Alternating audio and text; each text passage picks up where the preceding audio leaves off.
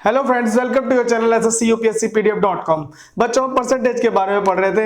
हमने last class में consumption और एक्सपेंडिचर और प्राइस ऑफ कमोडिटी के बारे में हमने किया था। आज हम उससे थोड़ा आगे करेंगे। आज जिस तरह के मैं क्वेश्चन कराऊंगा आपको उससे ज्यादा हाई लेवल पे क्वेश्चन SSC या किसी भी एग्जाम में नहीं आएगा। एक्सपेंडिचर और ये प्राइस और कंजम्पशन के ऊपर जो भी क्वेश्चन होंगे, और आज कुछ ऐसे क्वेश्चन कराऊंगा जो कि मान लो कोई बच्चा एग्जाम दे रहा है और मतलब कि उस क्वेश्चन में ऐसा होगा कि किसी बच्चे ने एग्जाम दिया और वो इतनी परसेंटेज नंबर लेकर आया लेकिन वो इतने नंबर से फेल हो गया, तो उसका पासिंग परसेंटेज या मार्क्स कितना आना चाहिए था कि वो पास हो जाता। इस तरह के क्वेश्चन भी आपके एग्जाम में आते हैं। तो चलिए हम बात करते हैं अब क्वेश्चंस की। चलो बच्चों, बढ़ते हैं पहले क्वेश्चन की तरफ। देखो क्या कह रहा है कि the government reduces the price of a sugar by 10%। By this a consumer can buy a 6.2 kg more sugar for ₹837 the reduced price per kg। बच्चों देखो क्या है कि जो हमने पिछले क्वेश्चन किए ना उससे थोड़ा एडवांस लेवल का क्वेश्चन है और एसएससी कई सालों से इस क्वेश्चन को पूछता हुआ आ रहा है। तो ये बात श्योर है कि और भी अदर एग्जाम्स होंगे जो आपसे ये क्वेश्चन पूछ सकते हैं। थोड़ा अच्छे लेवल का क्वेश्चन है तो थोड़ा डिफरेंट है, इसमें अप्रोच थोड़ी डिफरेंट होगी, लेकिन सेम ही क्वेश्चन है और ज्यादा बहुत इजी क्वेश्चन है। ठीक है, देखो क्या कह रहा है कि सरकार चीनी का मूल्य 20% घटा देती है तो ग्राहक 833 रुपए में 6.2 kg चीनी अधिक खरीद पाता है। तो घटा हुआ चीनी प्रति किलो मूल्य ज्ञात करो। बच्चों देखो, मान लो कोई आदमी 100 रुपए में कुछ चीनी खरीद रहा था, ठीक है, सरकार ने क्या करा भाई 20% रेट घटा दिया उसका। तो मान लो अगर वो पहले 100 रुपए में 4 किलो चीनी खरीद रहा था तो अब 20% घटने के बाद वो चीनी 5 किलो खरीद सकता उसी 100 रुपए में। ठीक है, तो सेम उसी टाइप का क्वेश्चन है। तो उसने बोला कि नया मूल्य क्या होगा, नया मूल्य क्या होगा चीनी का। तो अगर वो 100 रुपए में 4 किलो खरीद रहा था तो 25 रुपए पर किलो हो गया, लेकिन अब वो 5 किलो खरीद पा रहा है तो नया मूल्य हो गया क्या कि अगर हम मतलब कि 5 से डिवाइड करेंगे तो 20 रुपए पर किलो हो जाएगा। ठीक है, तो उसी तरह का क्वेश्चन है। तो देखो कैसे करेंगे। देखो क्या कह रहा है कि price of sugar reduce by 10%। ठीक है, तो मान लो 10% की वैल्यू मेरी कितनी होती है 1/10, तो मतलब 10 का 10% 1 हो जाएगा। ठीक है भाई, तो मतलब क्या हो गया कि मैंने प्राइस लिखा, प्राइस मेरा 10 से 9 हो गया।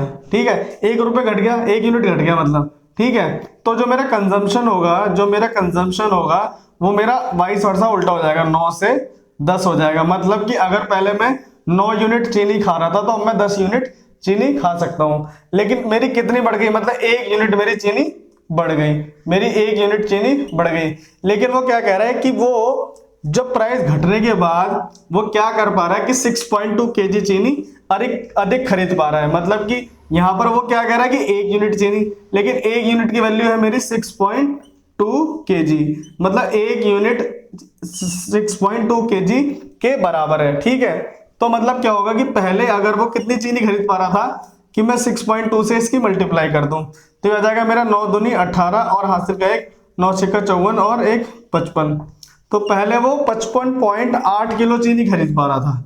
ठीक है, अब क्या कर पा रहा है वो इसकी मल्टीप्लाई कर दो तो अब वो 62 किलो चीनी खरीद पा रहा है। ठीक है, तो देखो इसका डिफरेंस निकालोगे ना तो ये 6.2 ही आएगा। मतलब कि पहले अगर वो इतनी चीनी खरीद रहा था तो अब वो इतनी चीनी खरीद पा रहा है 6.2 kg। तो क्या कह रहा है कितने रुपए में, वो इतने रुपए में इतनी चीनी अधिक खरीद पा रहा था। तो पहले वो इतने रुपए में इतनी चीनी खरीद रहा था, अब वो इतने रुपए में इतनी चीनी खरीद पा रहा है 62 किलो। तो मैं 1 किलो चीनी का प्राइस निकाल लूंगा, तो मैं निकालूंगा 837 को मैं 62 से डिवाइड कर दूंगा तो ये आ जाएगा मेरा 62 1 जा 62। ठीक है, यहाँ आएगा मेरा 21 और 7 यहाँ आ जाएगा ये। ठीक है, ये जाएगा मेरा 217। तो मैं इसको करूंगा 3 से तो ये जाएगा 3 और यहाँ आ जाएगा मेरा 186, ये मेरा 31 0 और 0.625 जा, तो ये जाएगा मेरा 13.5 रुपए पर किलो। ठीक है बच्चों, इसका आंसर ये हो जाएगा। ठीक है, चलो बच्चों अब ना अगला क्वेश्चन करते हैं। देखो मैंने आपको बताया था कि परसेंटेज क्वेश्चन में रेशियो भी यूज करेंगे और रेशियो में परसेंटेज भी यूज करेंगे। ठीक है, तो दोनों का इंटर रिलेशन है और हर चैप्टर का हर किसी से एक रिलेशन है। तो देखो अब ना ये क्वेश्चन जो होगा परसेंटेज दे रखा है, इसमें रेशियो निकालना है, तो देखो इसको करते हैं। ठीक है, और बहुत ईजी क्वेश्चन है, आराम से हो जाएगा। देखो क्या कह रहा है कि if A exceeds B by 40% and B is less than C by 20% then A is to C. अगर ए बी से 40% ज्यादा है और बी सी से 20% कम है तो ए और सी का क्या मान होगा, ए अनुपात सी का क्या मान होगा। देखो 40% की वैल्यू होती है मेरी 2/5, ठीक है, फ्रैक्शन ये हो गया। तो अब मैं यहां पे लिखता हूं ए बी और सी, ठीक है भाई, हमें ए और सी का अनुपात निकालना है, ठीक है, ए और सी का रेशियो निकालना है। तो देखो अगर मेरा a एक्सीड्स b बाय 40%, ठीक है, अगर मेरा b 5 है तो मेरा, अगर ये मेरा b है ओरिजिनल, तो b मेरा 5 है तो इसका 40% इसमें ऐड हो गया तो a हो गया मेरा 7, ठीक है। तो भाई a हो गया 7 और b हो गया मेरा 5। अगली लाइन क्या कह रहा है कि b is less than c by 20%, ठीक है, तो 20% की वैल्यू क्या हो जाएगी मेरी 1/5। तो क्या कह रहा है b is less than c by 20%, ठीक है। अगर ये मेरा c है, इससे ये कितना छोटा है, 20% छोटा है, तो 5 का 20% 1 हो गया, तो मेरा b हो जाएगा यहाँ पे 4, ठीक है। तो यहाँ पे ये हो जाएगा 4 और c मेरा कितना हो जाएगा 5, ठीक है। अब देखो इस रेशियो को सॉल्व कर लेंगे कैसे, कि जो इसके नजदीक जो नंबर है ये वाला लेफ्ट साइड में, हम इसको यहाँ 5 लिख लेंगे, ठीक है, और जो इसके नजदीक लेफ्ट साइड में नंबर है यहाँ पे हम इसको 4 लिख लेंगे, ठीक है। अब हम इसको क्या सॉल्व कर देंगे, अगर हम इसको सॉल्व करेंगे मल्टीप्लाई कर देंगे इसकी, 5 बचे 25, 5 चौक 20 और 7 चौक 28। अगर ये कैंसिल हो रहा होगा आपस में तो उसको कैंसिल कर देंगे, नहीं तो उसको ऐसे ही कर देंगे। उसने बोला ए और सी का रेशियो क्या होगा, तो भाई ए मेरा है 28 और सी मेरा है 25, तो ए और सी का रेशियो होगा 28:25, ठीक है बच्चों। ये रेशियो क्वेश्चन इजीली आप आराम से कर दोगे, आपको ये फ्रैक्शंस में आपको कमांड हो जाएगी जिस दिन, जैसे ही आप इन पे काम करोगे, जैसे आप फ्रैक्शन पे क्वेश्चन सॉल्व करोगे ना, आपको ये क्वेश्चन बहुत आसान लगने लगेंगे, ठीक है बच्चों। चलो बच्चों अब ना रेशियो का एक और क्वेश्चन करते हैं। देखो पहले आप रेशियो समझो। देखो रेशियो में क्या होता है, मान लो किसी चीज का अनुपात दे रखा है, देखो अगर किसी चीज का अनुपात दे रखा है, मान लो दे रखा है 2:3 है, मान लो ए और बी का अनुपात 2 और 3 है, ठीक है भाई। अनुपात का मतलब होता है मैं रेशियो में निकाल रहा हूं, तो देखो मैं क्या कर सकता हूं, मैं इसको 4:6 भी लिख सकता हूं, ठीक है। इसी को मैं क्या लिख सकता हूं, अगर मैं इसकी 4 से कर दूं तो ये हो जाएगा 8 और मैं इसको 12 भी लिख सकता हूं, ठीक है। तो भी अगर मैं इसको कैंसिल करूंगा देखो 4 से, तो भी आ जाएगा मेरा 2:3। मैं इसको 20:30 भी लिख सकता हूं, मैं इसको 200:300 भी लिख सकता हूं, ठीक है बच्चों। तो मैं इस अनुपात को कैसे भी लिख सकता हूं, ठीक है। बस क्या होना चाहिए, मेरा रेशियो मिनिमम होना चाहिए। रेशियो क्या होता है, अनुपात हम मिनिमम रखते हैं, दो संख्याओं में जो मिनिमम उसका रेशियो होगा, अनुपात होगा, हम वो हमारा मिनिमम होना चाहिए, ठीक है। मतलब इसको मैं ऐसा भी लिख सकता हूं, ऐसा भी लिख सकता हूं। किसी भी चीजों को कंपेयर करने के लिए जो दोनों में रिलेशन कम से कम होता है ना, उसको हम उसका रेशियो बोल देते हैं, ठीक है। तो देखो इसमें क्या क्वेश्चन कह रहा है कि the ratio of a number of boys and girls in a college is 3:2 if 20% of a boys and 25% of a girls are adult, percentage of student those are not adult, ठीक है। किसी college में लड़कों और लड़कियों का अनुपात 3:2 है। यदि 20% लड़के और 25% लड़कियां वयस्क हैं तो विद्यार्थियों की प्रतिशत ज्ञात करो जो वयस्क नहीं है, ठीक है। अब देखो मैं इसको ना, इस क्वेश्चन को इन्हीं तरीके से मैं करूंगा। देखो इसने क्या बोला कि इसने बोला मेरा ये है मेरा बॉयज, ठीक है, और ये हो गए मेरे गर्ल्स, ठीक है। उसने बोला कि जो बॉयज और गर्ल्स का जो अनुपात है वो है मेरा 3:2, ठीक है भाई। मैं इसको अनुपात को मैं लिख सकता हूं 300:200, ऐसे लिख सकता हूं मैं इसको। अब मैं इसका क्या कर सकता हूं, 20% और 25% निकाल सकता हूं, ठीक है। क्या कह रहा है कि जो 20% लड़के हैं वो वयस्क हैं और 25% लड़कियां वयस्क हैं, तो इसका 20% कैसे निकालूंगा, 10 हो गया, 10% हो गया मेरा 30, तो 20% हो जाएगा मेरा 30 × 2 = 60 हो जाएगा। तो हो गया मेरा 60 मेरे जो लड़के हैं वो वयस्क हैं और लड़कियां इसका 25% वयस्क है। तो 25% कैसे निकालता हूं मैं किसी का, तो एक नंबर का, किसी नंबर का आधा, तो इसका आधा हो जाएगा 100 और 100 का आधा 50, ठीक है। तो मतलब जो वयस्क हैं वो लड़के जो वयस्क हैं वो 60 है और लड़कियां 50 है।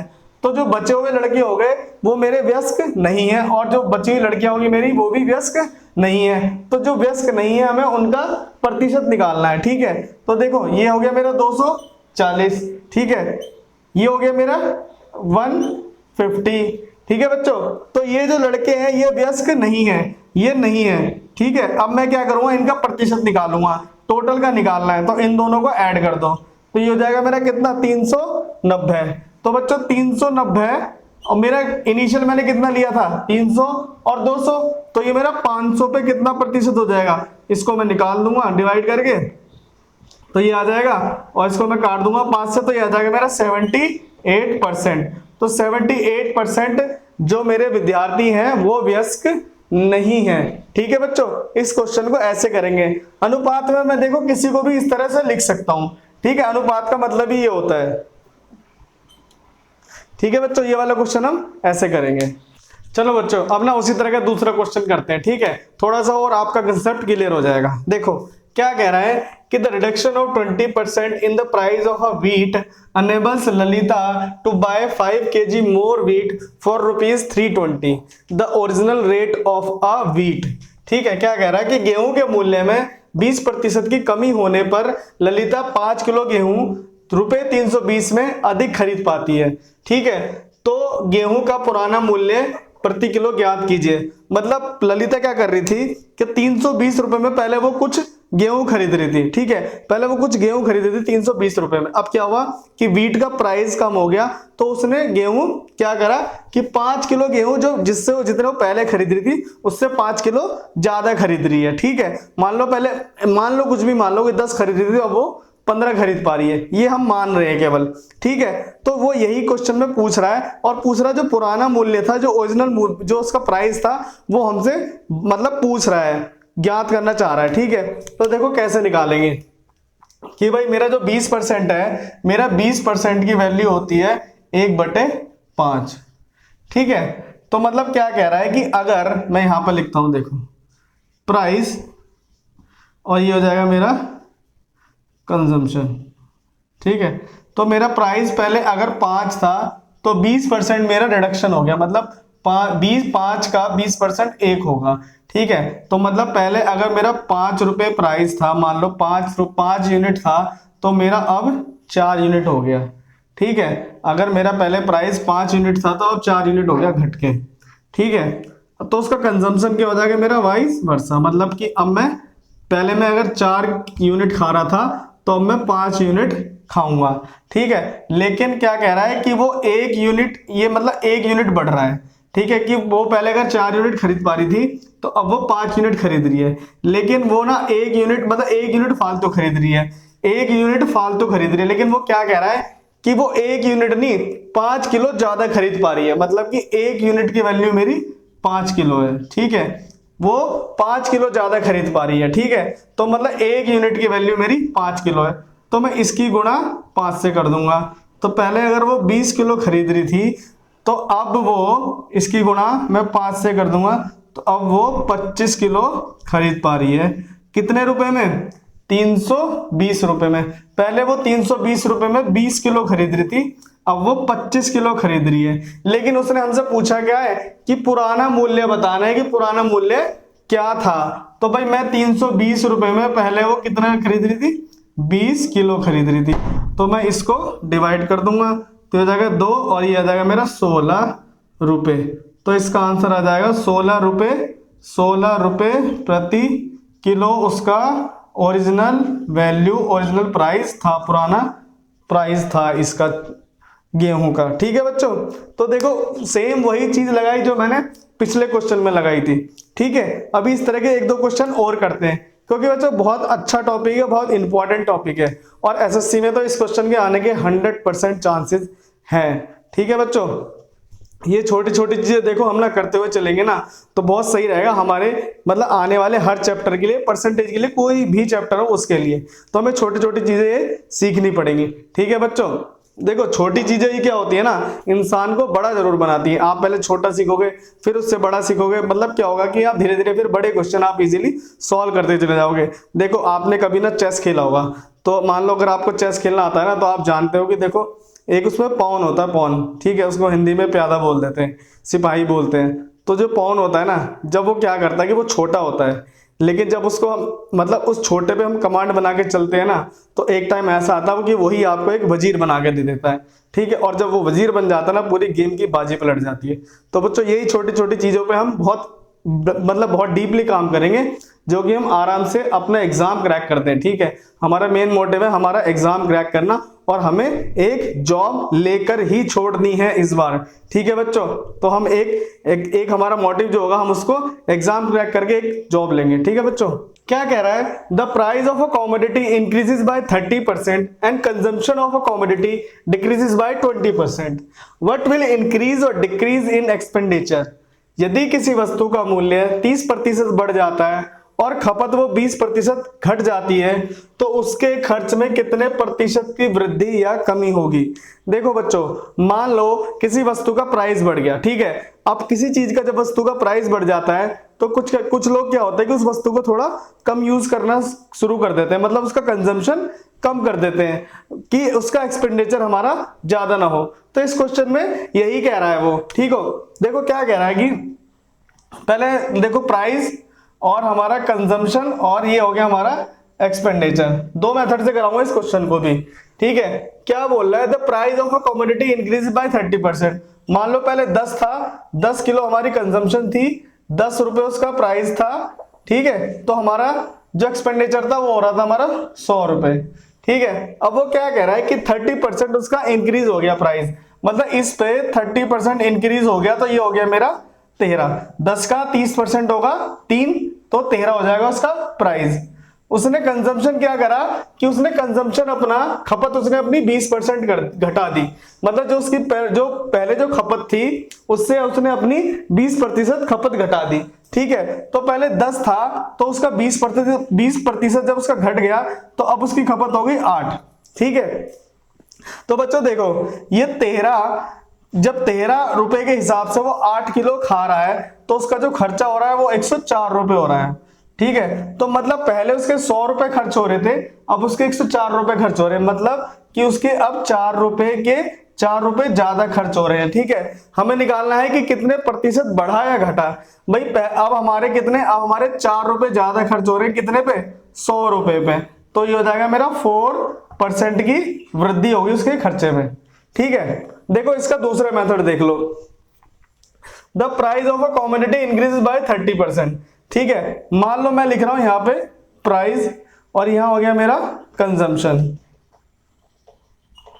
ठीक है। मेरा प्राइस क्या रहा है कि 30% बढ़ गया, मतलब 30% होता है मेरा 3/10, ठीक है। 30% होता है मेरा 3/10, तो मतलब पहले अगर 10 था, तो अब हो गया मेरा 13, ठीक है। अब वो कंजम्पशन क्या कह रहा है कि जो कंजम्पशन है उसकी वो 20% घट गई, तो 20% होता है मेरा 1/5, तो अब ये ओरिजिनल वैल्यू हो गई, ठीक है। ये अगर ओरिजिनल वैल्यू हो गई, तो भाई इसका 20% होगा 1। तो अगर पहले कंजम्पशन मेरी 5 थी, तो अब मेरी कंजम्पशन 1 घट के कितनी हो जाएगी, 4 हो जाएगी। भाई बोला है ना 20% घट गया, मतलब 20% घट गया, तो पहले 5 थी, ये 20% 1 है, 5 का 20% 1 होगा, तो 5 में से 1 गया 4, तो उसका कंजम्पशन हो गया 4।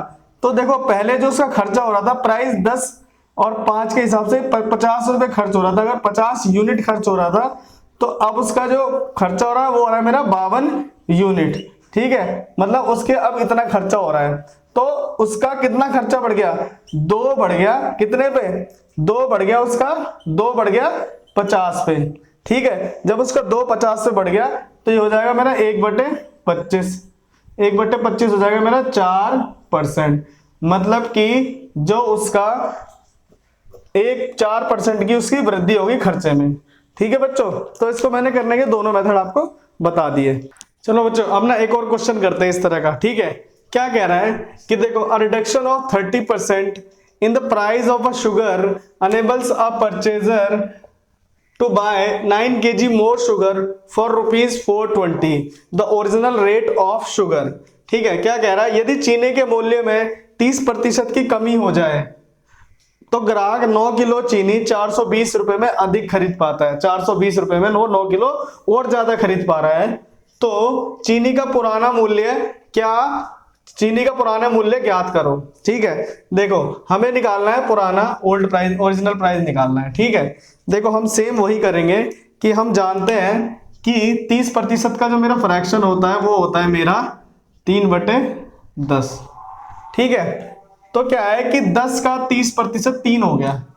ठीक है, अब मैं क्या करूंगा, यहां लिखूंगा प्राइस। ठीक है, प्राइस अगर मेरा पहले 10 था तो 3 कम हो गए 7 रुपए, 7 यूनिट हो गया।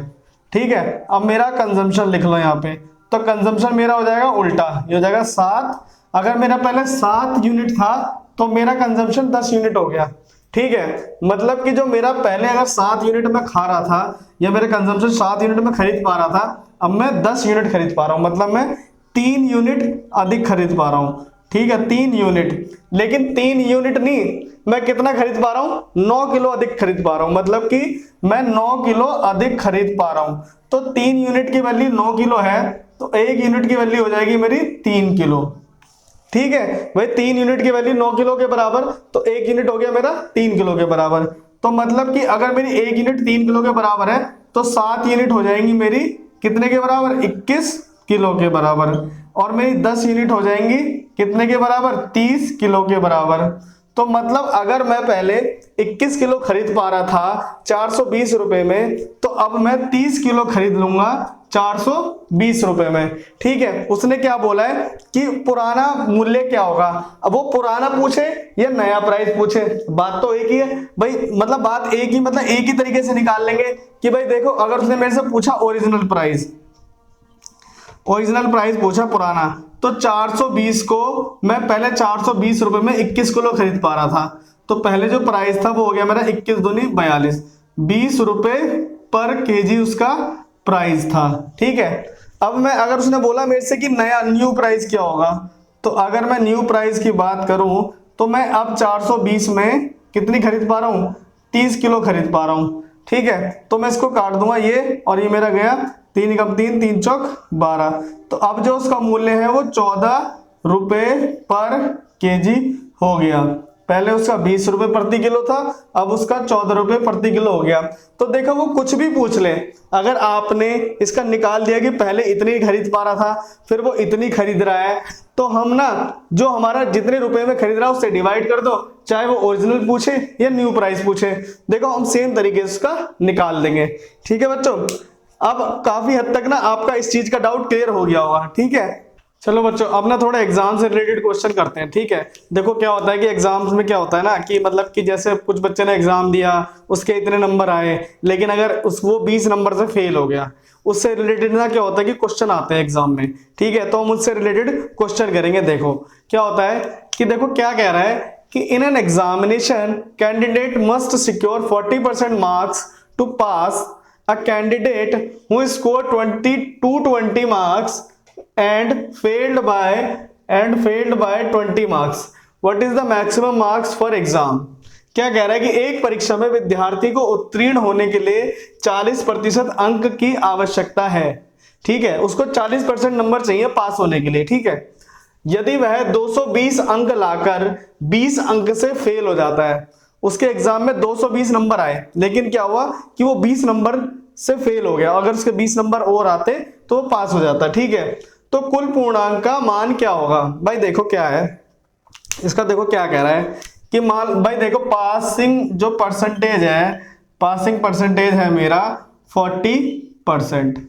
ठीक है, इस क्वेश्चन को करने का तरीका देखो, पासिंग परसेंटेज मेरा 40% है, और जो उसके मार्क्स आए हैं, उसके मार्क्स आए हैं 220 नंबर आए हैं उसके। ठीक है, लेकिन अगर वो 20 नंबर, मतलब वो फेल कितने से हुआ है, वो 20 नंबर से फेल हो गया। ठीक है, मतलब वो फेल बाय 20 मार्क्स। ठीक है, अगर उसके 20 नंबर और आ जाते, मतलब उसके अगर 20 नंबर 220 प्लस 20 आ जाते तो उसके नंबर हो जाते 240 और वो पास हो जाता। ठीक है, तो मतलब वो 20 नंबर से फेल हो गया, जितने उसके आए, जितने से वो फेल हो गया उनको ऐड किया तो मेरा 240 नंबर आ गया।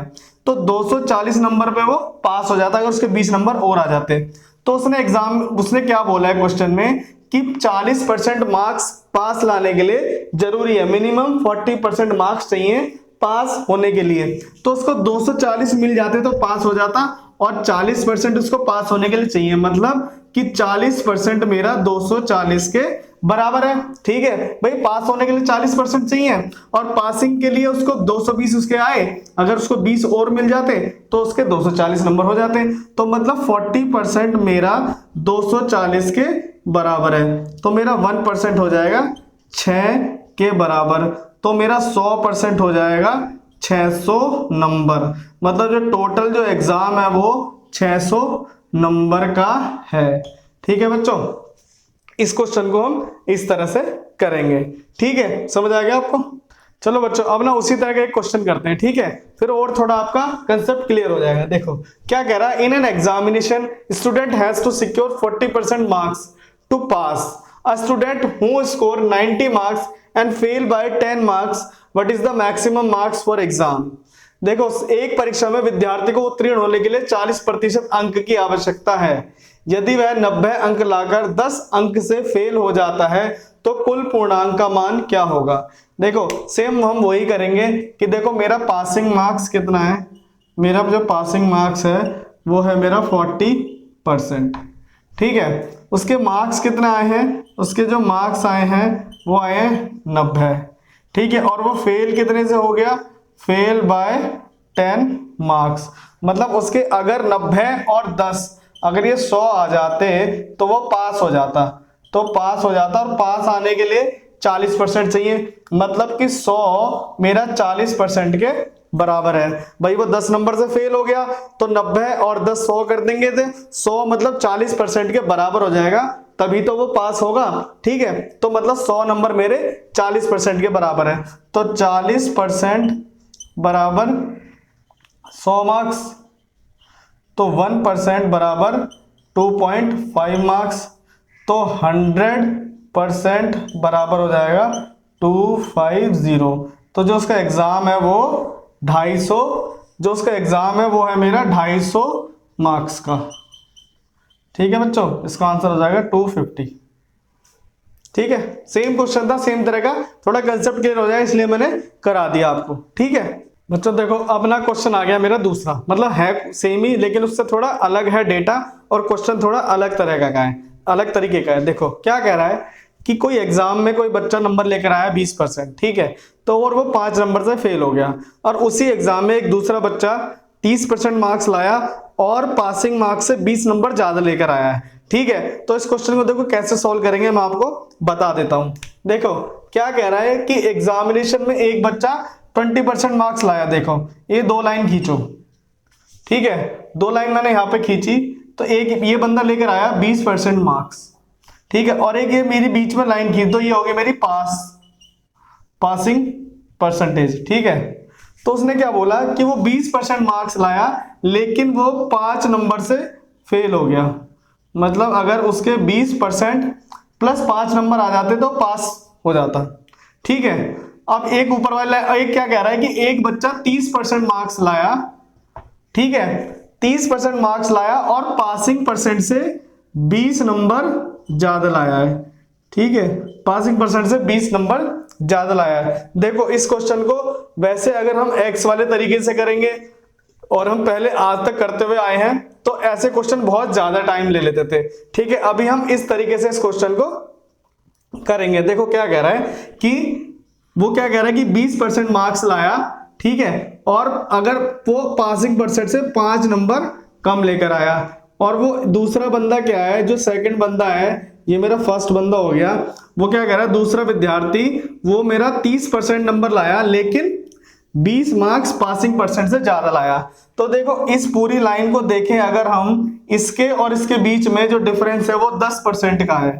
ठीक है, और मार्क्स कितने हैं, यहां से देखो 5 और ये मेरे 20, मतलब कि 25 के बराबर, मतलब कि 10% मेरा 25 के बराबर है, ठीक है, मतलब 25 मार्क्स के बराबर है। देखो इन दोनों का डिफरेंस देखो 10% हो गया, और जो मार्क्स का डिफरेंस है वो मेरा 20 प्लस 5 हो गया 25।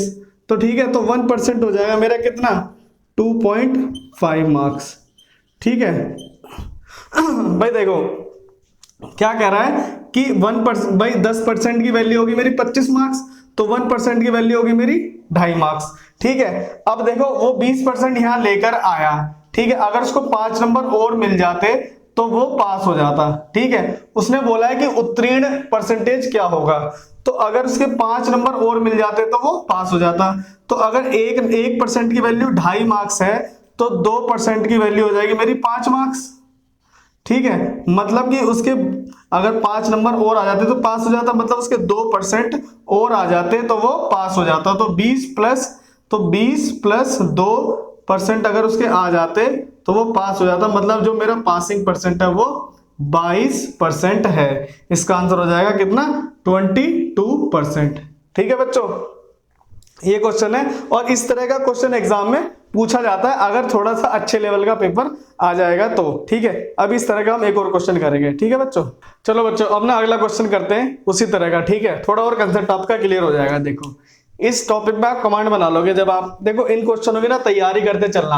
आप इन क्वेश्चनों की तैयारी करोगे, प्रैक्टिस करोगे ना, तो ये क्वेश्चन ऐसे हैं कि आपको ना पेन उठाने की जरूरत नहीं पड़ेगी। आप ऐसे क्वेश्चन मन में करके और उसको सॉल्यूशन मन में निकाल के आप सॉल्यूशन पर टिक करके आगे बढ़ जाओगे बच्चों। लेकिन आपको प्रैक्टिस जरूर करनी है। देखो किसी भी चीज में प्रैक्टिस बहुत जरूरी है, बहुत ज्यादा जरूरी है। ठीक है, तो देखो मैं इस क्वेश्चन का सॉल्यूशन बताता हूं आपको। इन an examination student who get 20% marks fails by 30 marks. Another student who scored 32% marks and gets 42 marks more than the pass marks. Find passing percentage.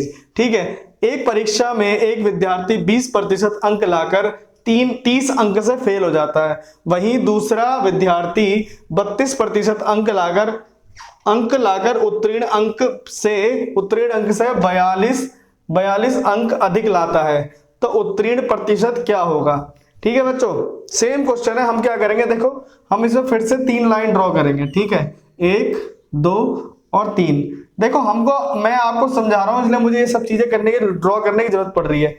जब आप मन में करोगे ना इस क्वेश्चन को, आप खुद देखोगे कि यार ये 20% है तो फेल हो गया, ये 32% लाया तो पास हो गया, इसको 30 नंबर चाहिए थे पास होने के लिए और ये 42 ज्यादा लाया है, मतलब कि 12%। देखो 20 और 32 का डिफरेंस हो गया 12%। हम जब मन में करेंगे कैसे करेंगे, 12% का डिफरेंस क्या हो जाएगा मेरा 30 मार्क्स और 42 मार्क्स, मतलब 72 मार्क्स हो जाएगा मेरा 12% का। ये तो मैंने मन में ही कर लिया जब मैं क्वेश्चन को पढ़ रहा हूं।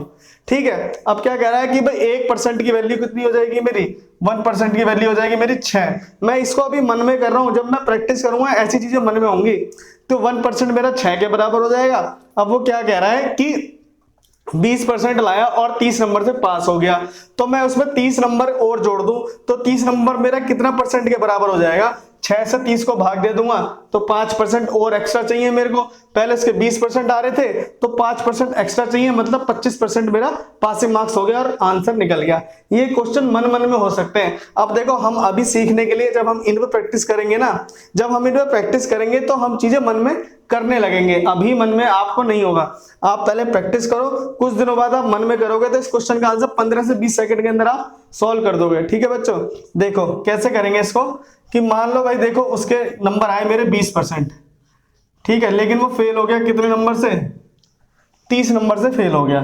ठीक है, अब जो दूसरा था उसके आए 32% मार्क्स, 32% मार्क्स आए, लेकिन उसके कितने नंबर ज्यादा है, 42 मार्क्स उसके ज्यादा आए थे। ठीक है, तो इस पूरे को देखो ये कितना डिफरेंस है मेरा, 12% का डिफरेंस है।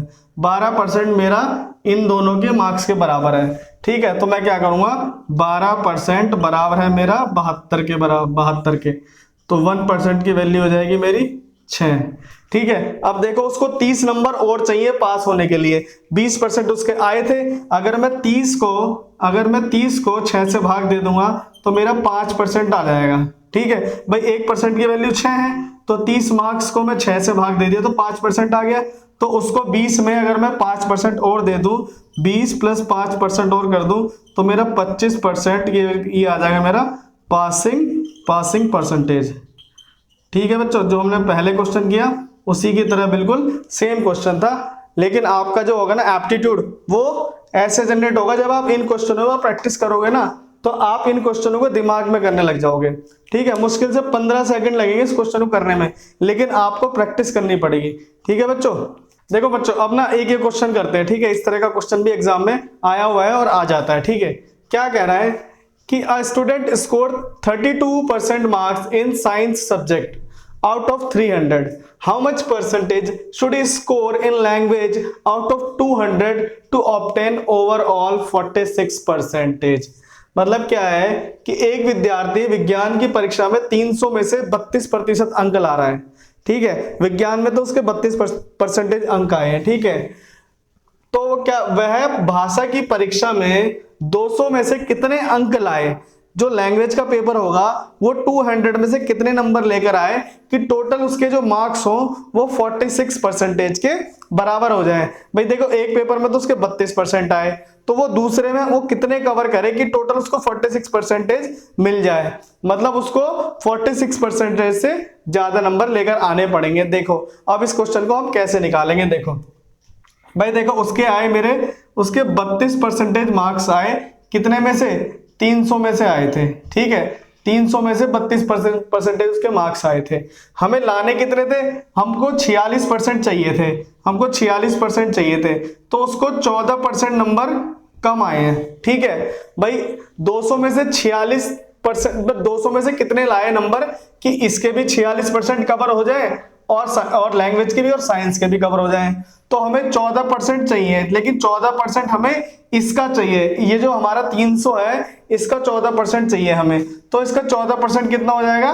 14 × 42। हमें 42 नंबर अगर हमारे और आते, अगर हमारे 42 नंबर और आते तो हमारे 46% हो जाते। ठीक है, तो एक तो हमें ये 42 नंबर लाने हैं। ठीक है, एक तो हमें इसमें से इस 200 में से 42 नंबर लाने हैं, प्लस 46% भी लाना है। तो क्योंकि इसमें भी तो हमें 46% चाहिए होंगे, क्योंकि 42 तो इसने कम लाया इसमें विज्ञान में, तो इसके 42 नंबर इसमें लाने हैं हमें, और इसके भी 46 चाहिए परसेंटेज। तो भाई 200 का 46% कितना होगा? 200 का 46% हो जाएगा मेरा, आधा करोगे तो कितना आ जाएगा इसका? 100। ठीक है, और 4% कितना हो जाएगा मेरा? 2 8। तो इसका जो होगा 42% वो होगा मेरा 92 मार्क्स। ठीक है, इसको 92 नंबर लाने हैं एक तो इसमें, और प्लस ये वाले नंबर भी लाने हैं, तो उसको ये वाले नंबर भी लाने हैं, तो 42 प्लस करने हैं। तो हमें उसको ना एक तो 46% के लिए हमें लैंग्वेज में 92 नंबर लाने, प्लस ये वाले नंबर भी हमें उसके कवर करने हैं, क्योंकि तभी 46% अंक उसके प्राप्त होंगे। तो ये हो जाएगा मेरे 134 नंबर। तो उसको 200 में से 134 नंबर चाहिए, तो 200 में से 134 नंबर कितना परसेंटेज हो जाएगा? ये हो जाएगा मेरा 67%। 134 डिवाइड बाय 200 ऐसे करेंगे इसको, 100 से डिवाइड ये, और ये हो जाएगा मेरा 67% आंसर।